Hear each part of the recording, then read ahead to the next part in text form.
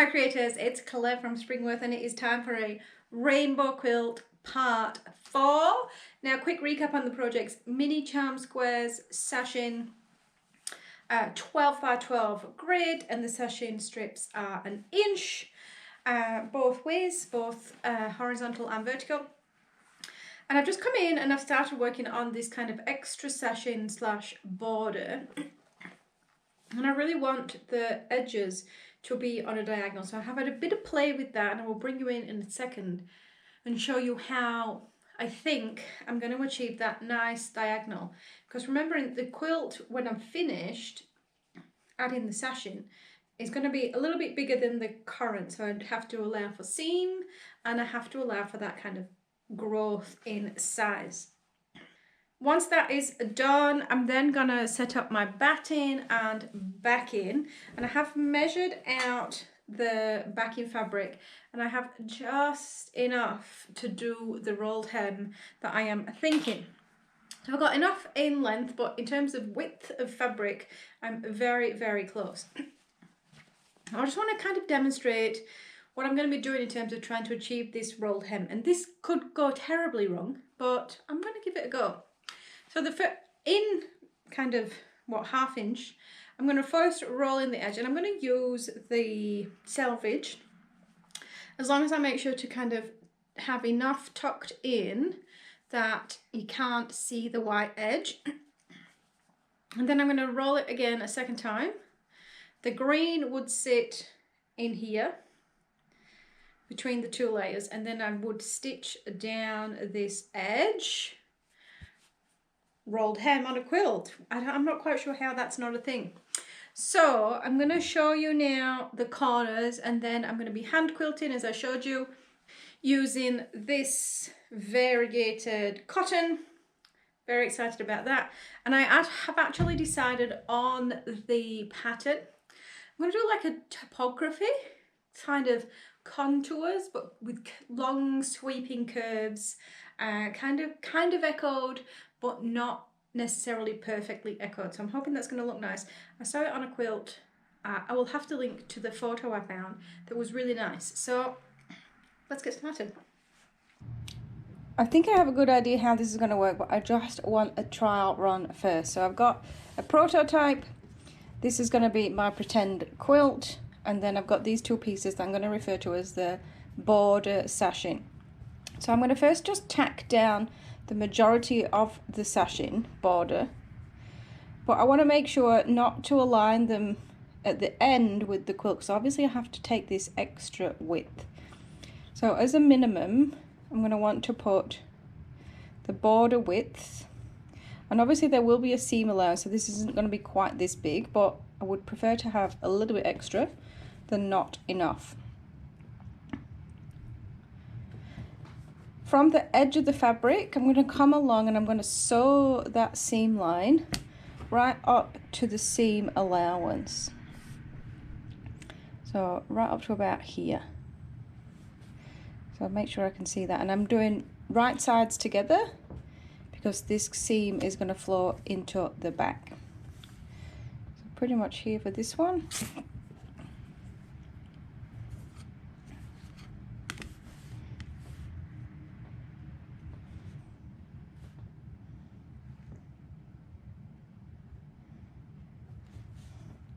When I do make these stitches at the end, I am actually going to go do a couple of back stitches because I do want this point to be really quite secure. So I'll come back to you when I have these both tacked down, and we'll work on the diagonal.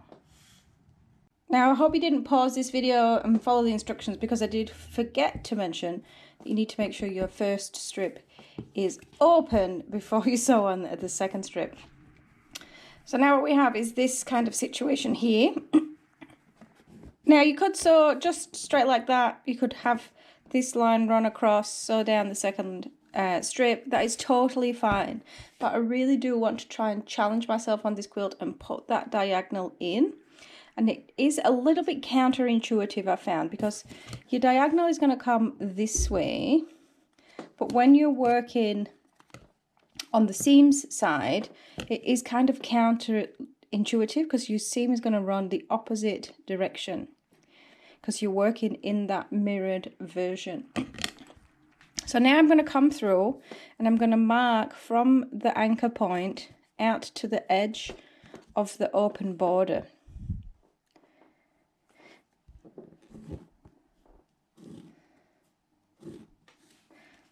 And I have just used a contrasting stitch color to show where the stitch lines are. I wouldn't recommend this for your final piece.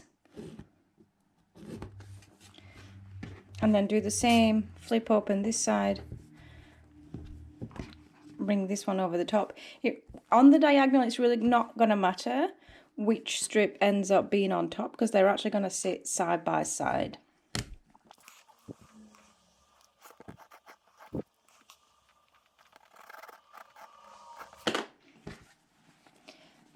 Now what I'm going to attempt to do is I'm going to attempt to sew this line and this line on the sewing machine together, and it would make life a little bit easier if my marker line was a little bit darker. So what I'm going to do is I'm actually going to create this fold, because then I will be able to see the folds fit together.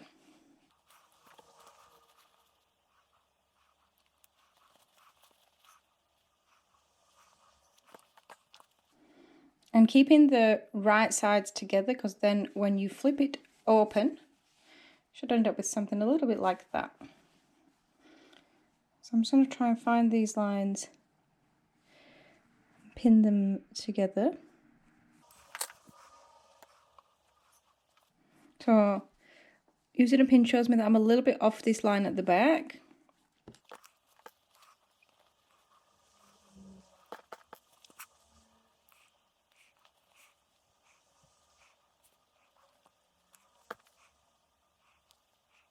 That's better. So you can see the pin really running on that line on both sides. So now I'm going to pop this into the sewing machine. I am not going to sew on the quilt. I don't want to tack it down onto the quilt because that potentially will pocket the underlayer. So I'm going to start right at the anchor point and then I'm going to sew along this line.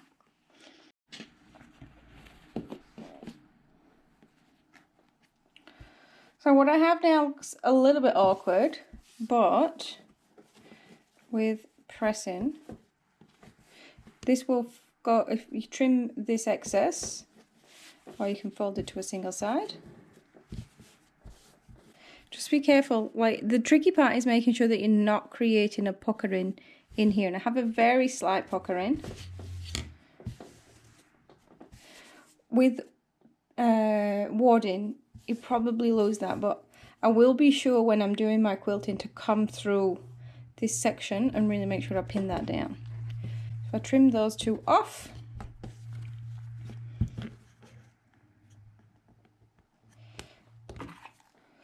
I'll just leave a pretty scant seam allowance because that should help it to sit a little bit flatter.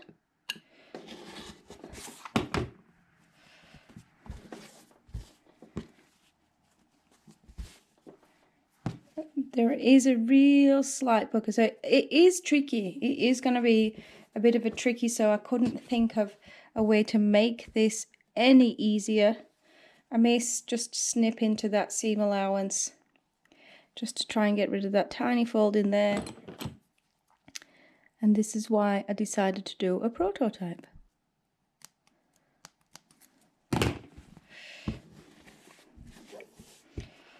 So I will go ahead and I will do that on all four corners of the main quilt.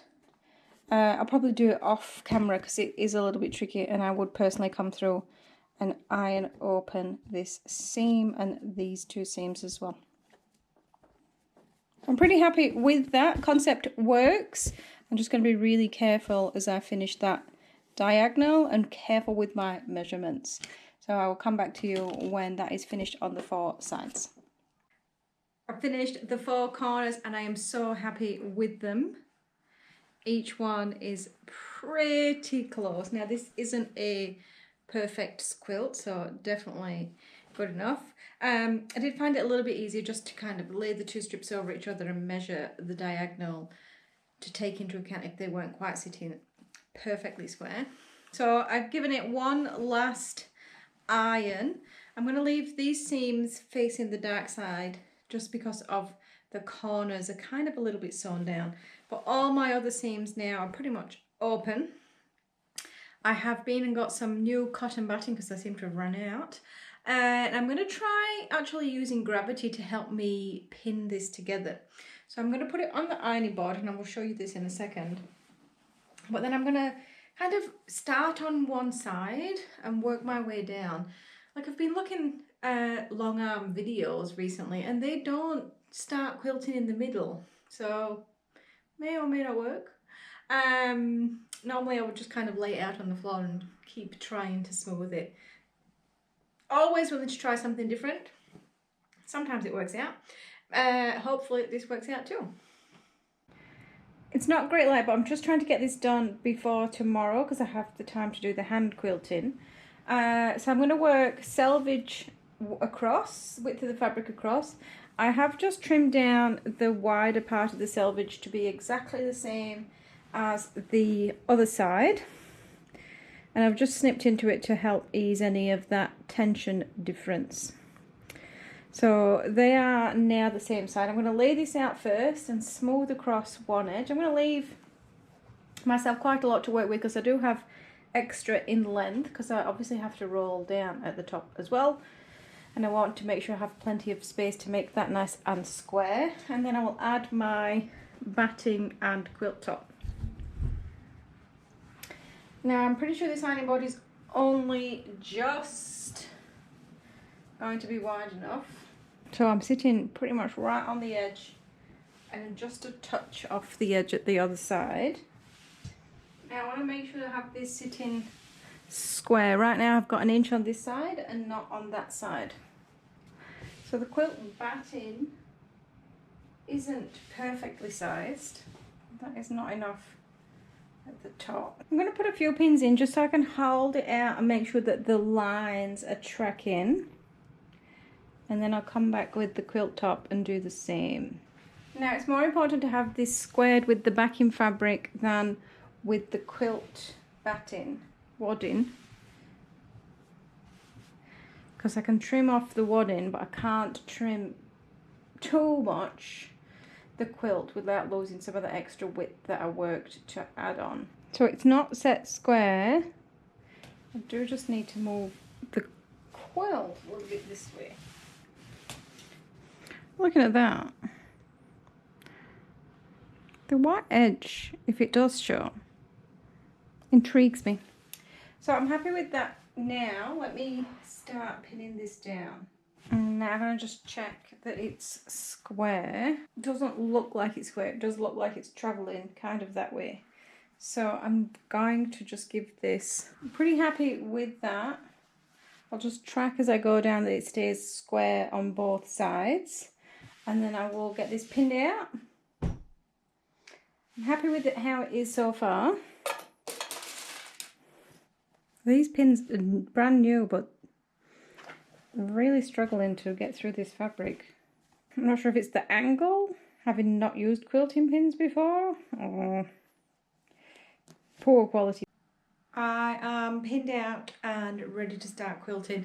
I did decide the ironing board was probably a little bit too small, so I went and did it on the dining table. So now for the long but hopefully enjoyable process of hand quilting. This will be the first time I've ever hand quilted anything of any significant size, but I am excited. So I'll have a play and then I'll come back to you and let you know how I am going with that.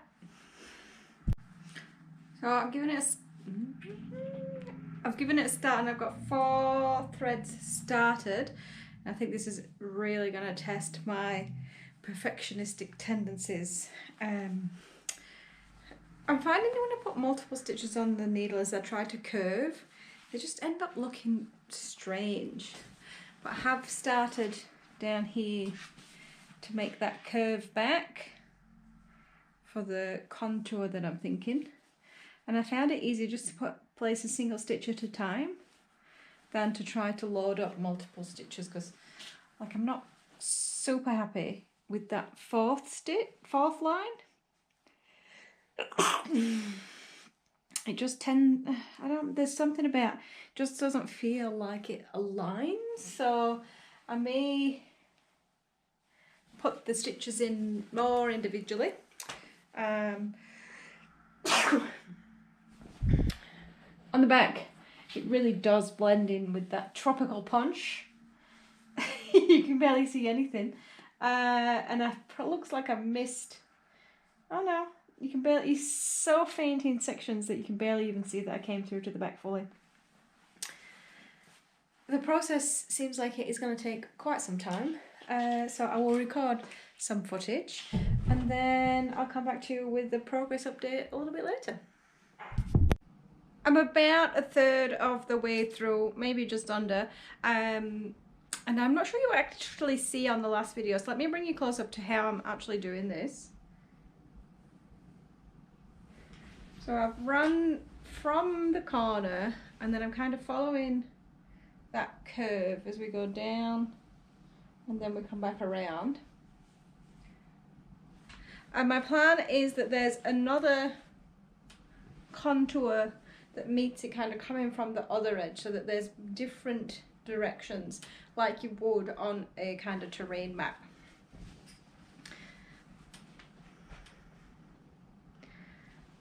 I do have to say that hand quilting is potentially not for me. I probably haven't picked this up for at least a month.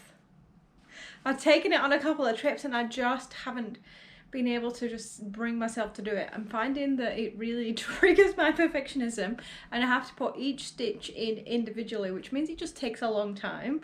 As if I load up, I get like a partial straight and then a kind of a switch of angle and then a partial straight and a switch of angle, and I find that the tiny switches of angles every time looks better, like it is intended to be a curve. I can see that loading up a number of stitches if you're doing a straight line, that could work, but yeah, it just goes so slowly.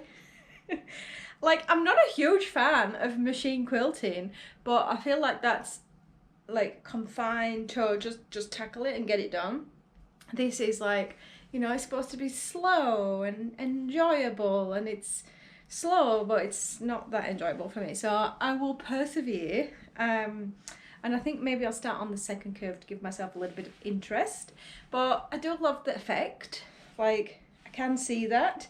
And the next chairperson's challenge for the CWA, because I'm a member if you don't know that, is cantha stitching. So that is kind of those running stitches, so maybe it's just good practice for me to think about what I'm going to do with those stitches as I make one of those challenge entries, because I'm definitely going to work on one of those.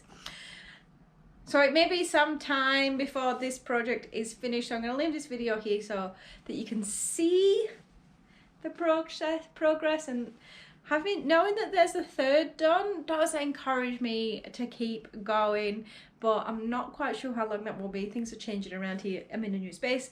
Maybe this is just something that has to sit next to the sofa. So I'll see you in the next update.